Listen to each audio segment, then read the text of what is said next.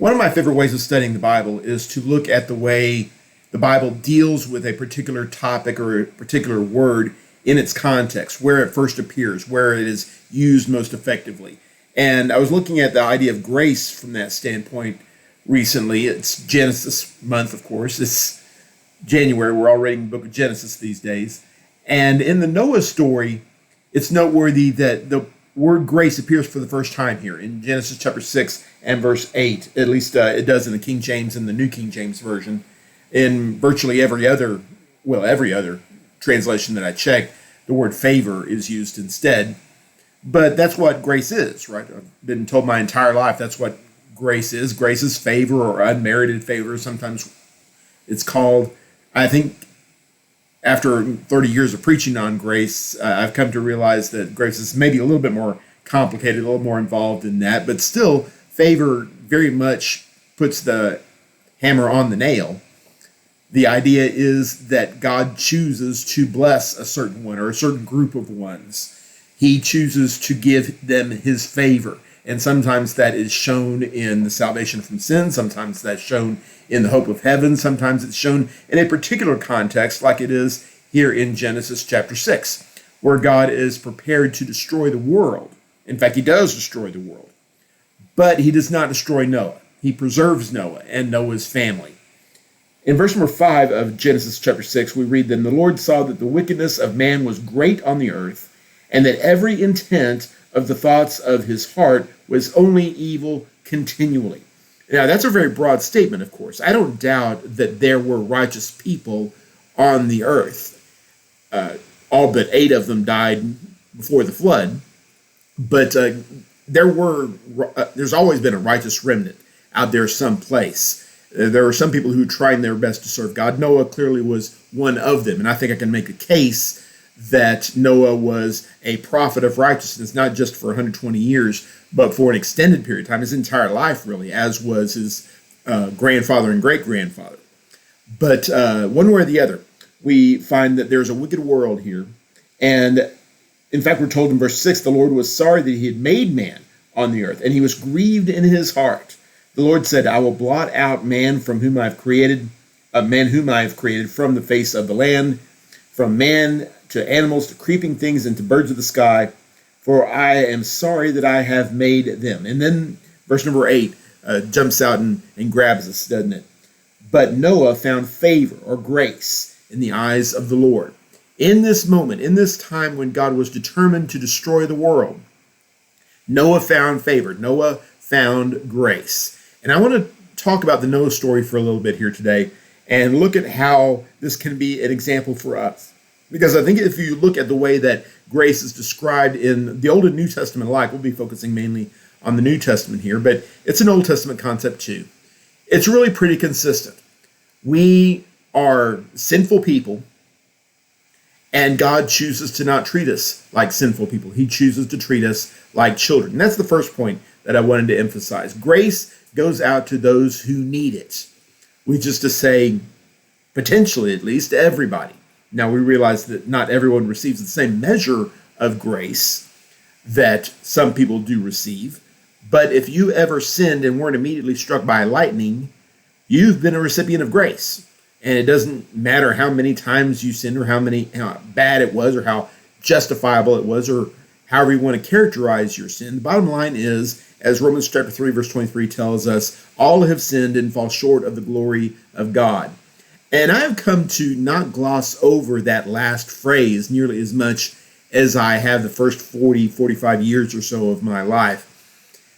Falling short of the glory of God is the crime that he's discussing in the book of Romans in general, and especially Romans chapter 3. There is a glorious state that we are born in. I firmly believe that. We come into this world innocent, and then we mess things up like Adam and Eve did. We have chosen to fall from our state of glory, the place that we should be. God has determined a certain path for us, a certain pattern of behavior, and we fall short. In fact, we fall short time and time again. And it's not just a matter of I stole a pack of gum from the grocery store, or I told a lie to mom and dad, or whatever other kind of sin you might want to talk about. The greatest commandments of God are these, according to Jesus Christ himself. Love the Lord your God with all your heart, soul, mind, and strength. Love your neighbor as yourself. If you're not doing that, that's a sin. And I'll be honest with you. Not just being overly confessional here, but I'll be straight with you. I don't love the Lord with everything that I have. I don't love my neighbor, not consistently at least, not all of them, as myself. That's a sin on my part, and worthy of punishment just as much as any other sin is out there. And I'm not suggesting for a moment that Noah is any different. In fact, we're going to talk about Noah's sins here in a little bit.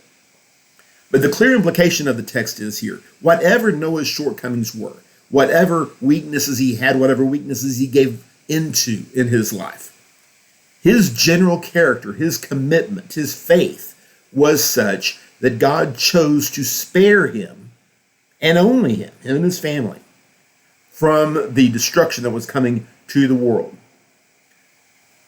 Grace finds those ones who are in need of it. And we can be grateful for that, obviously. We owe God everything for that. Now, we hasten to add in that same context, yes, it goes out to those who need it, but not all people are going to be recipients of it. Not in the same sense, at least. A lot of people wanted to get on the ark that didn't get on the ark after the rain started falling.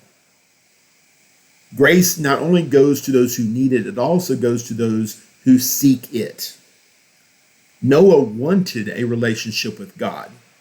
He went out and found a relationship with God. Evidently, he had a head start, as it were, because of his family. We don't know anything really about his father, Lamech, but his grandfather, Methuselah, and certainly his great-grandfather, Enoch, appear to have been righteous men who taught him, who knew ahead of time, evidently, about this coming destruction that was going to destroy the entire world. Maybe Noah knew every single day of his life that this was going to come at some point. And eventually, Noah had 120 years to preach to the wicked world in warning that the destruction that had been prophesied had already arrived, or was about to arrive. Enoch's prophecy is mentioned briefly in the book of Jude, for instance. Methuselah's very name, I'm told by those who know such things, can be roughly translated, when he dies, it comes. And then lo and behold, the flood arrives in the year of Methuselah's death. That's not an accident. Well, what did you spend that 600 years doing? What did you spend that last 120 years doing? Noah used it seeking God, trying to build a relationship with God. We don't have really any details about that, but that is understood from the person that he was and the fact that God did, in fact, extend grace to him. And if you are a Christian, if you are a partaker, a participant in grace, then God bless you for that. And I hope that you're thanking God every day for that measure of favor that he has shown to you. But I hope very much that you're not content with that you reach out and grab grace every single day.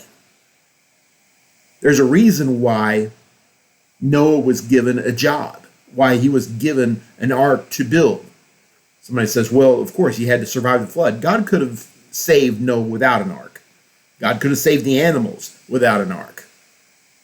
I think that the main reason or reasons why the ark was built was, one, to give him a story to tell and for us to read about, and two, to give him something to do, a task to accomplish, to go out there and show the world how big his faith was. That's what we do in pursuit of grace, and that does not minimize God's grace in the slightest, not in my mind at least. I hope it doesn't in your mind. Yes, we are saved by grace. Ephesians chapter 2 tells us that in no uncertain terms. We are saved by grace, not by works, lest any man should boast. But at the same time, Philippians 2:12 tells us we're supposed to work out our own salvation with fear and trembling. There is activity that is expected of us. We need to be deliberately putting ourselves in the path of grace. Or as 2 Peter chapter 3 and verse 18 tells us, that we're supposed to grow in the grace and the knowledge of our Lord and Savior Jesus Christ. Growing in the knowledge of Jesus, that's pretty commonsensical. We understand about that. I preach about it all the time. Yes, know more about Jesus. We sing songs about that. We hear sermons about that. But we're supposed to grow in grace also.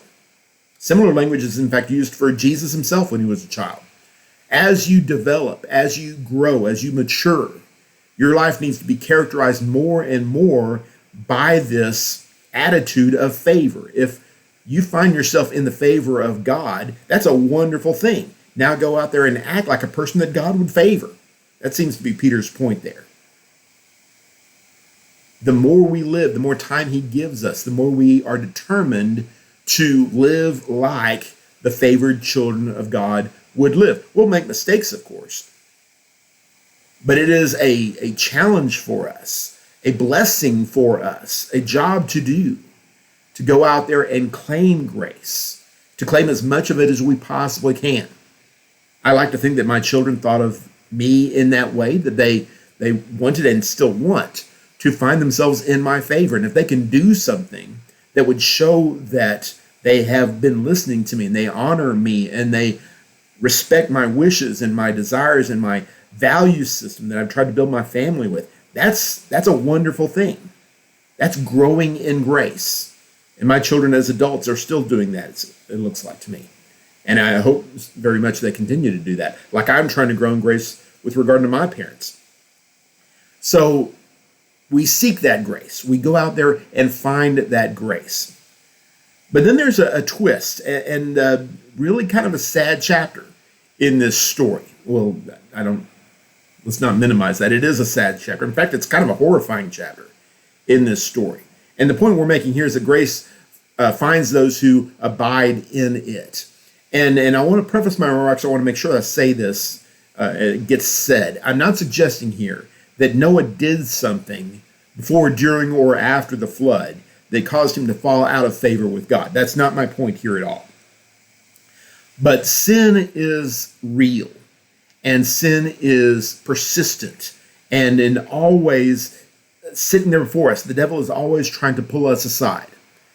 And there is a rather unfortunate and pretty much tragic, in fact, chapter given to us in this story. In chapter 9, when Noah and his family get off the ark, we don't have a lot of details about it, but we're told that Noah planted a vineyard and got drunk. Now, that's a very short telling of what must have been an extremely long story. I don't know a whole lot about wine. I don't know a whole lot about vineyards. If the NSA is out there listening to me wondering why I searched about establishing vineyards and how long does it take to get a bottle of wine and things like that, this is why. It's not because I have any kind of plans along those lines. I wanted to do a little bit of research, and sure enough, it was basically what I had been led to believe. Planting a vineyard is a task. It takes 4 or 5 years probably to get any kind of produce at all. And then more time after that for the wine to be intoxicating and useful for drinking oneself drunk, as it were. Which seems to me, and if I'm disparaging Noah inappropriately, I apologize. But it strikes me very much like this was a sin that was planned. That was very deliberately planned, in fact. Noah has 120 years to think about all of the dead people, everybody that he knows, everything that he has ever seen, the Garden of Eden itself, if it still exists, everything that he knows on planet Earth is going to be destroyed. And there's nothing anybody can do about it. For 120 years, he preaches this message. Then he sits for another year on the ark itself while it rains and while the floodwaters subside. And then he gets off the ark. And the very first thing that we find out after making an offering to the Lord, just right away, he builds a vineyard. And we may be skipping a step or two, obviously. But he is determined to make this vineyard right away, to make some wine right away. And then a few years later, he finally does. And when he does, he drinks himself into a stupor. That sounds to me like somebody who really, really needed a drink, in his own mind at least, and needed a drink for longer than any would-be drunk has ever needed a drink. That does not speak well to Noah's character. That indicates that he had planned this sin, this debauchery for a long, long time. And as a result, of course, his family kind of falls apart. We won't get into that story here today. But what a sad capper to this story that Noah could not persist in his faith, could not persist in his hope, that he winds up destroying himself, or trying to, seems like, at the first opportunity. We need to not do that, to put it mildly. We need to push through those kind of tendencies. We need to be the kind of people who persist in grace. And again, I said it before, I'll say it again here. I'm not suggesting that Noah lost his faith entirely. He had a really bad go of it, what we might call clinical depression. And why wouldn't he? And we understand that. Most of us have gone through similar situations with a whole lot less prompting than Noah had. But what we need to do is believe that God is still with us, even in these difficult times. This comes up in the story of the Apostle Paul and Barnabas as they're traveling at the end of the record of their first, or in the middle rather, of the first preaching tour, as they preached to the Jewish congregation there on the Sabbath day in Acts chapter 13 in Antioch. And after having done this, and things went, let's just call it mixed results, we read in verse number 43, "Now when the meeting of the synagogue had broken up, many of the Jews and the God-fearing proselytes followed Paul and Barnabas, who, speaking to them, were urging them to continue in the grace of God." Well, that's an interesting expression there. Continue in the grace of God. You have got your faith journey started. You're along the right path here. Evidently, they had accepted the gospel. They are putting themselves on a walk of faith that heads all the way to heaven. But you need to persist in that.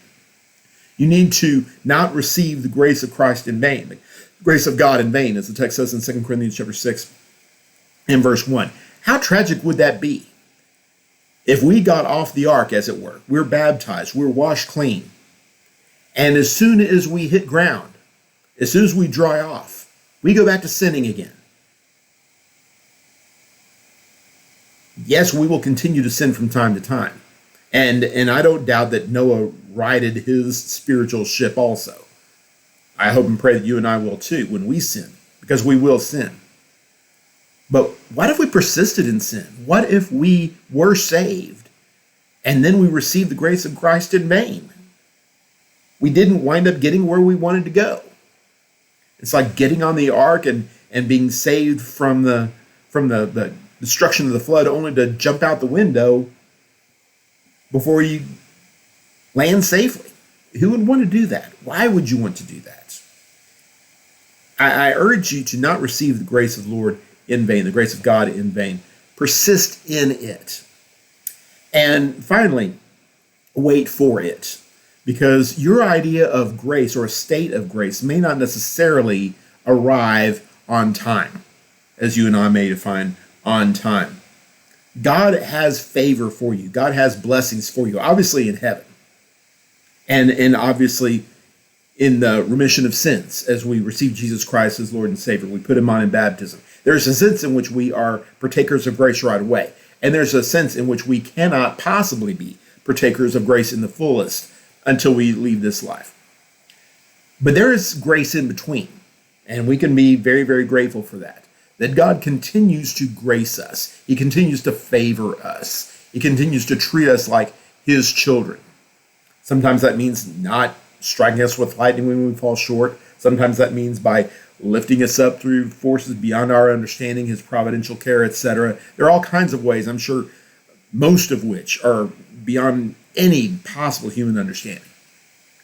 But it's there. It will come to us. James addresses this topic at the latter part of his book, chapter 4 and 5, talking about the blessings that God is going to give to the people who are willing to wait for it. But you have to wait for it. So that's the trouble. We don't want to wait. We want to have everything we want right away. God promises us grace, but we have to be patient for it. He says in verse number 6, he gives a greater grace, that is greater than we could accomplish for ourselves. In James chapter 4, verse 6, he's been talking about this rebellious attitude of people who wanted to get their own thing in their own way. They wanted to accomplish their things. And God is too slow, or he's too not forward-thinking enough, or however you want to look at it. I'm not getting enough of mine, so I'm going to go out and get a grace of my own. And God promises us through James here that the grace that God has waiting for you is greater than anything you ever could have accomplished for yourself.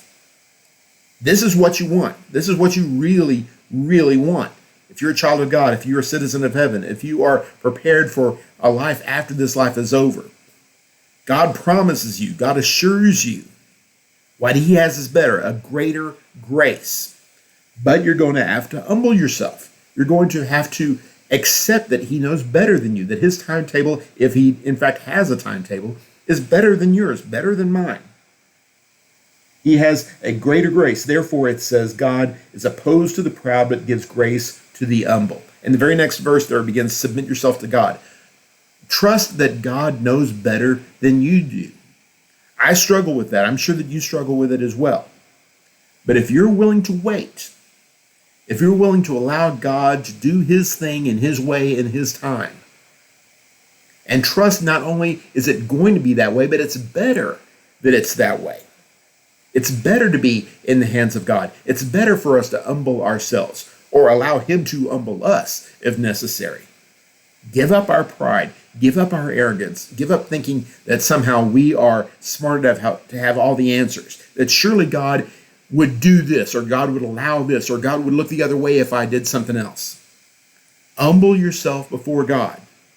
Put yourself in position to receive this grace. If you will do that, then the only salvation that there is going to be given to you in abundance. That's what being saved by grace is all about.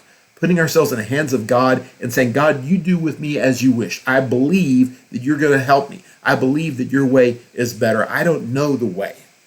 I'm trusting in you to take me that way. God promises that his children, those ones who commit themselves to this task, will be saved in the end. Not because they were strong, not because they were smart, not because they were persistent even, but because they were humble, because they trusted in their God, because they walked in faith. And yes, as is the case with Noah, did the things that God had expected, had required, had told them to do. I hope and pray that that is your life, that that is how you have decided to commit yourself to the Lord, to your life, to the work throughout your life, and you will continue to do so. This is God's plan for you. This is how we find grace in his eyes. Hope this is a blessing to you. Thank you very, very much for studying along. Take care. God bless.